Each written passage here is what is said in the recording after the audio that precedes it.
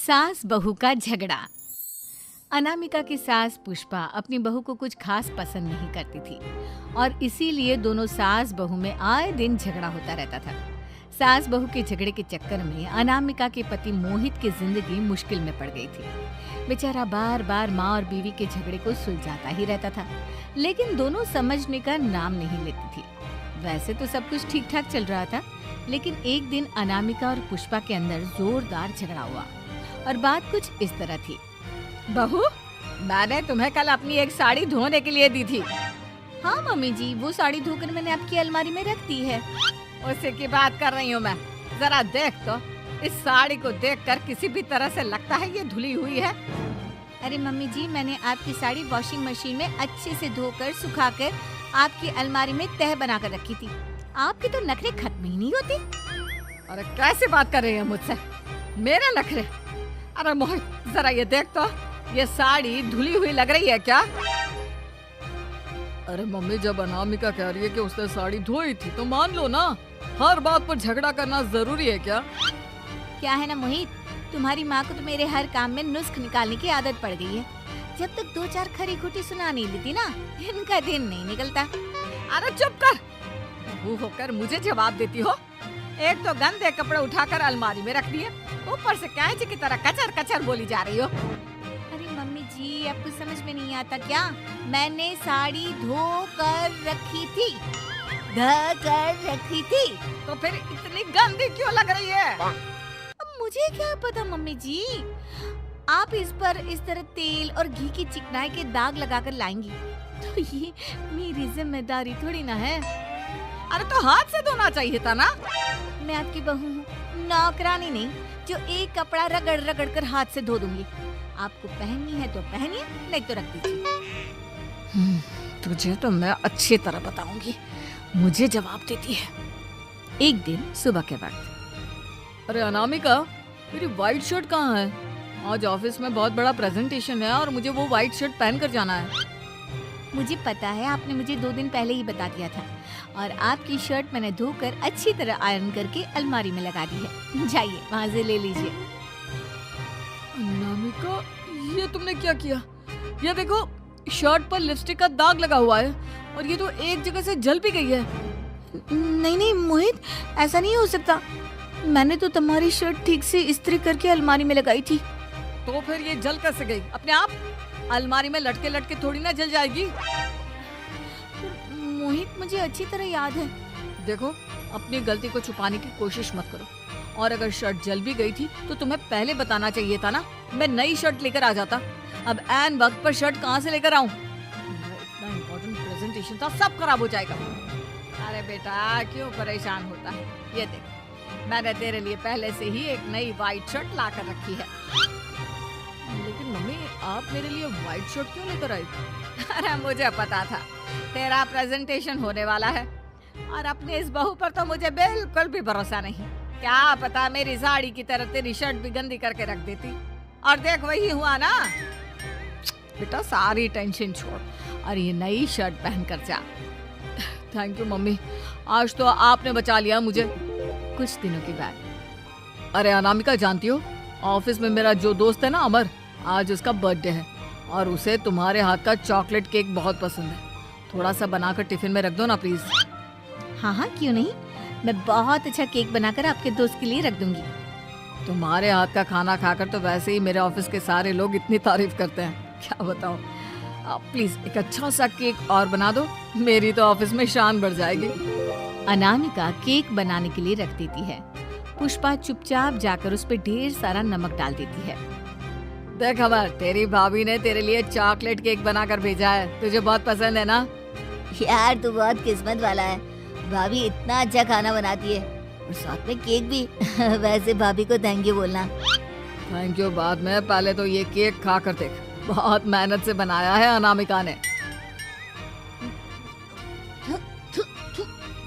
अरे यार, इस केक में तो बहुत सारा नमक है।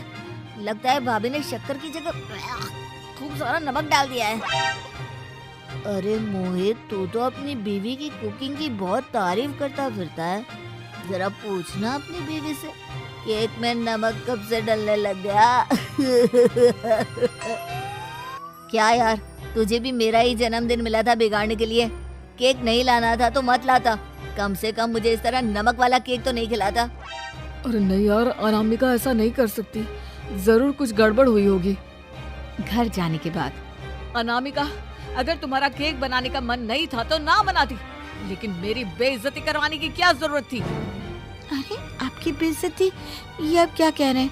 मैंने तो सुबह आपको इतने अच्छे तरीके से केक बना कर दिया था। हाँ, लेकिन उसमें इतना सारा नमक डाल दिया था कि आज ऑफिस में मेरा अच्छा खासा मजाक बना है। मेरे सारे दोस्त हंस रहे थे मुझ पर। अरे बेटा, मैंने तो तुझे पहले ही समझाने की कोशिश की थी। एक नंबर की गैर जिम्मेदार है ये लड़की, कोई काम ठीक से नहीं करती। उस दिन भी गंदी साड़ी रख दी थी मेरी अलमारी में और झूठ बोल रही थी। कुछ दिनों के बाद अनामिका देखो, मैंने अपना लैपटॉप चार्जिंग पर लगाया है, उसे अच्छी तरह चार्ज होने देना। मेरी एक अर्जेंट मीटिंग है, प्लीज बीच में से हटाना मत। हाँ ठीक है, मैं नहीं हटाऊंगी। पुष्पा चुपचाप से जाकर चार्जिंग का बटन बंद कर देती है। थोड़ी देर बाद अरे ये लैपटॉप चार्ज क्यों नहीं हुआ? और ये बटन किसने ऑफ कर दिया? अनामिका इधर आओ। क्या हुआ? क्यों चिल्ला रहे इतना? अनामिका, मैंने तुमसे कहा था ना, मेरा लैपटॉप चार्जिंग पर लगा हुआ है, मेरी अर्जेंट मीटिंग है।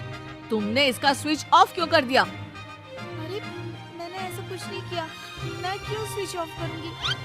कुछ दिनों से देख रहा हूँ अनामिका, तुम मेरा हर काम बिगाड़ देती। देखो ये अच्छी आदत थी, कम से कम तुम्हें इस बात का तो ध्यान रखना चाहिए था कि मेरी कितनी इम्पोर्टेंट मीटिंग थी। अब क्या करूंगा मैं? आई एम सॉरी मोहित, लेकिन सच में मैंने जानबूझकर कुछ नहीं किया। अगर जानबूझकर नहीं किया तो क्या सब कुछ अपने आप हो जाता है? कभी मेरी शर्ट जल जाती है, कभी केक में नमक डल जाता है। आप मेरी बात क्यों नहीं सुनते? मैंने जानबूझकर कुछ नहीं किया। फिर से वही बात। अरे कितनी बार तुम्हें समझा चुका हूँ, इस तरह मेरा काम बार बार मत बिगाड़ा करो। तुम जानती हो मुझे कितनी प्रॉब्लम होती है। ऑफिस में तो पहले ही बेइज्जती करा चुकी हूँ और अब ये मीटिंग, ये भी मेरे हाथ से निकल गई। अनामिका की समझ में कुछ नहीं आता कि आखिर उसके साथ ये सब क्या हो रहा था और क्यों हो रहा था। फिर कुछ दिनों के बाद मोहित अपने ऑफिस से कुछ फाइल लेकर घर आता है। अनामिका, ये कुछ फाइलें हैं, इन्हें संभाल कर रख दो। प्लीज इस बार ध्यान से, कोई गड़बड़ी नहीं होनी चाहिए। नहीं मोहित, कोई गड़बड़ी नहीं होगी। मैं सारी फाइल्स अलमारी में लॉक करके रखूंगी और चाबी अपने पास रखूंगी। अनामिका, जरा अलमारी की चाबी तो देना। क्यों मम्मी जी, आपको क्या काम है?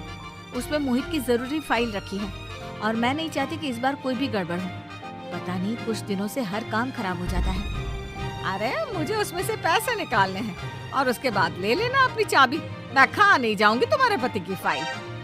अनामिका को अपनी सास पर शक होता है। चाबी देने के बाद वो चुपचाप छुपकर अपनी सास की हरकत देखती है। ये फाइलें उठाकर डस्टबिन में डाल देती हूँ, फिर देखना कैसे मोहित इसकी खबर लेगा।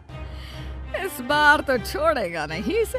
वैसे भी पहले मैंने जो कुछ भी किया है उसकी वजह से अच्छी खासी डांट पड़ी है, मजा आ जाएगा। अच्छा तो ये बात है, सारा काम मम्मी जी बिगाड़ देती है, वो भी इसलिए क्योंकि मेरा उनसे झगड़ा हो गया है। सास के जाने के बाद अनामिका मोहित को बुलाकर लाती है। क्या हुआ अनामिका, क्या दिखाना है? ये देखिए, आपकी फाइल डस्टबिन में पड़ी हुई है। इसीलिए तो कहा था संभाल कर रखना, और तुमने उठाकर ये फाइल डस्टबिन में डाल दी। मैंने नहीं, तुम्हारी मम्मी ने डाली है, मुझसे बदला लेने के लिए, ताकि तुम मुझे डांटो। और अगर मैंने डाली होती तो मैं तुम्हें दिखाने के लिए बुलाकर तो नहीं लाती ना। सही कह रही हो, मैं अभी मम्मी से जाकर बात करता हूँ। थोड़ी देर बाद। मम्मी सच सच बताइए, मेरी फाइल अलमारी में से निकालकर डस्टबिन में आपने डाली थी ना? अरे अपनी माँ पर इल्जाम लगाता है, शर्म नहीं आती तुझे? मैं इल्जाम नहीं लगा रहा हूँ मम्मी, जो सच है वही पूछ रहा हूँ। अब जल्दी से बताइए आपने ऐसा क्यों किया? अरे तो क्या करती, तेरी बीवी मुझसे झगड़ा करती है, उल्टे सीधे जवाब देती है, मुझे उससे बदला लेना था। अरे मम्मी, लेकिन आप दोनों के झगड़े के चक्कर में मेरा कितना नुकसान हुआ है, ये कभी सोचा आपने? मम्मी जी, अगर आपका बदला पूरा हो गया हो तो आइंदा ऐसी कोई हरकत मत करना, क्योंकि अब आपकी सच्चाई हमारे सामने आ चुकी है। ये तो वक्त ही बताएगा मैं क्या करूंगी और क्या नहीं। मम्मी जी, कहा ना आप ऐसा कुछ नहीं करेंगी। अरे मेरी जो मर्जी आएगी वो मैं करूंगी। मेरा सर घूम रहा है। सास बहू के झगड़े में मेरी जिंदगी का तो कचरा हो गया है, कचरा।